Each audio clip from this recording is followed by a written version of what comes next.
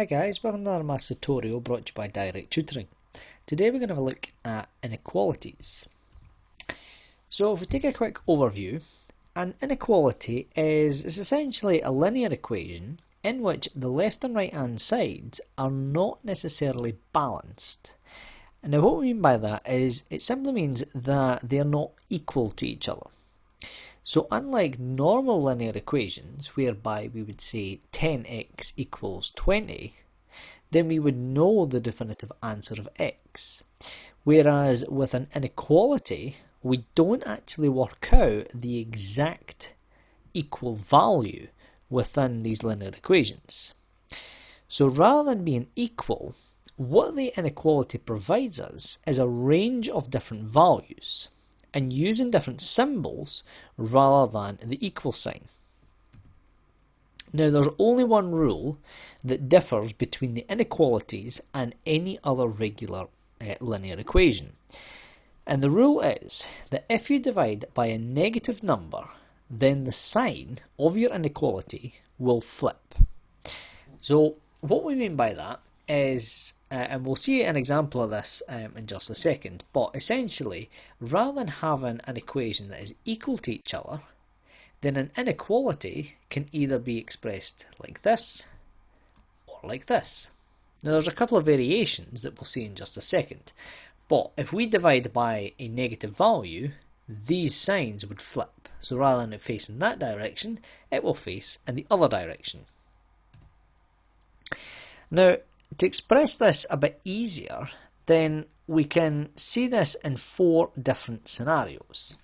And each of these, like we just seen when I drew the signs up here, now we're actually going to give it a definitive value. So the first one here, if we write it whereby the arrow points to the left, then we read this as x is less than 5. So that's how you would read that inequality. If it's pointing to the right, it means that x is greater than 5. So what that means is that x can be any number, in this case, bigger than 5. So that could be 6 through to infinity. It can never be less than 5, but it can always be greater than 5. Whereas if we said that x equals 5, then the only value of x here is 5. So you can clearly see that the inequality gives you a range. Now we can also add in these lines underneath your inequality sign.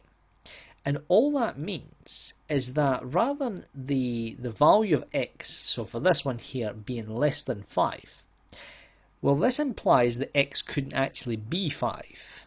So it would have to be less than 5. Whereas if we express it like this, then what that means is that x is less or equal to 5. That's what that additional line under here means. So in this scenario, x could very well indeed be 5. Here, x could never be 5. And then likewise, if the arrow is pointing to the right, then in this case, x is greater or equal to 5. So that's how you interpret the inequality sign. So if we look at a working example here, it asks us to solve the inequality of 4 bracket 3x plus 5 is less or equal to 3 bracket 3x plus 7. So what we need to do here is establish the range of values of x that will satisfy this inequality sign. So the first thing that we'll need to do here is we'll need to break the bracket. Now, a lot of people get nervous or panic when they see the inequality sign rather than seeing an equal sign. And the key here is just treat it like an equal sign.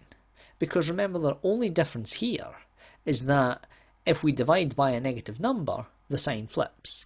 Everything else remains exactly the same as if it was an equal sign.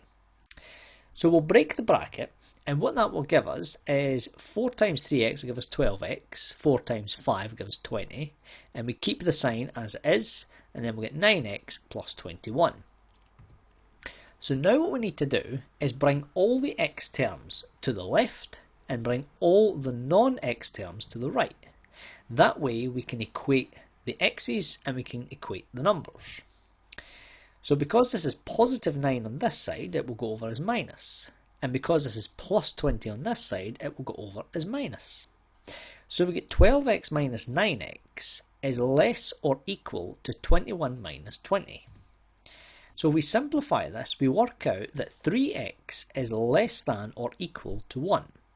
Now we want the exact value just for x here, so we need to divide by 3. And that tells us that for this system to work, x must be less than or equal to a third. Any value bigger than a third would render this entire equation mute. It means that it will not work, that the whole equation will dissolve.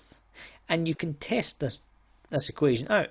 You can test different values of x and see if the equation satisfies. Because say for example, or here, if we plug in the value of a third, then 3 times a third would give us 1. So we'd have 4 times 5 would give us 20. And then we would have 3x times a third would give us 1. So then we would multiply this out. So what we'd end up with here is we could clearly see that this would satisfy the equation. Now you can test larger values and see what happens. Now let's take a look at another example. So we have 2y minus 10 is greater or equal to 7y. And we need to find the value of y that satisfies this condition. So the first thing that I would do is again bring the y's to the left and all the non-y's to the right. Because we don't have any brackets here to break, but we now need to equate all the y's and all the numbers. So we end up with 2y minus 7y is greater or equal to 10.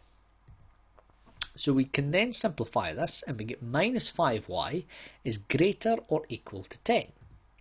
Now this is the most important step and the key distinction in terms of an inequality compared to an equal sign is that when you divide by a negative number, you must flip the sign round. So we are going to divide here by minus 5. So rather than minus 5y being greater or equal to 10, when we simplify this, we actually see that y is less or equal to minus 2. Any value greater than this will render this entire equation mute. It simply won't work. And again, you can test out these values and you can see what happens. So say for example, we went for a value greater than minus 2, we could go for 0.